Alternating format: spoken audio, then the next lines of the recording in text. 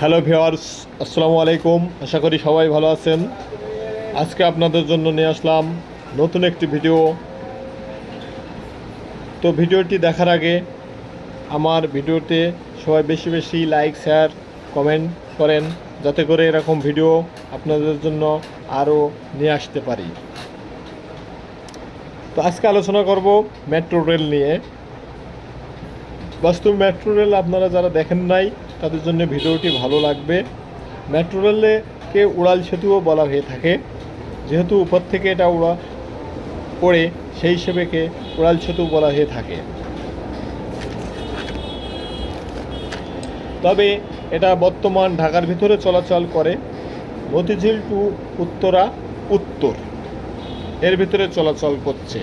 বাংলাদেশ যে কিছুটা উন্নত হয়েছে সেটা মেট্রো রেলে উঠলে বোঝা যায়। মনে হয় যে আমরা বাইরের কোনো কান্ট্রিতে আসি বা বিদেশের একটা ভাবভঙ্গি আসে। মেট্রো রেলের ভিতরে পুরোটাই এসি এবং খুবই অল্প টাকায়, অল্প ভ্রমণে বা অল্প টাকায়, অল্প সময়ে আপনারা আপনাদের গন্তব্যস্থলে পৌঁছতে পারেন। সেটা হচ্ছে একমাত্র মেট্রো রেলে।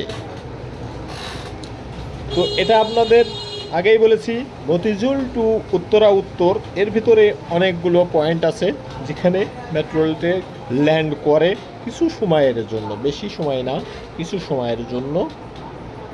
তো আপনাদেরকে আমি মেট্রো রেলের ভিতরের দিকটা দেখিয়েছি ভিডিওতে, এবং মেট্রো রেলের জানালা দিয়েও বাইরের দিকটাও দেখেছি, যেহেতু উত্তর থেকে চলছে সেটা আপনারা ভালোভাবে যাতে দেখতে পারেন। তো মেট্রো রেল থেকে বেরিয়ে আপনাদেরকেও আমি দেখানোর চেষ্টা করব পুরো মেট্রো রেলটা কেমন হয় এবং কিভাবে মেট্রো রেলটা চলাচল করে। তো যারা এখনও পর্যন্ত মেট্রো রেল দেখেন নাই তারা অবশ্যই মেট্রো রেল দেখার জন্য চলে আসেন এবং একবার হলেও মেট্রো রেলেতে ওঠেন, মনটা ভালো লাগবে। আর বিশেষ করে যারা আসা সম্ভব না তারা বেশি বেশি আমার ভিডিওটা দেখেন এবং লাইক শেয়ার করেন।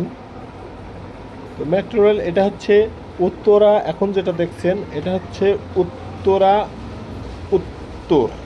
ঠিক আছে, সবাই ভালো থাকেন, খুদা হাফেজ।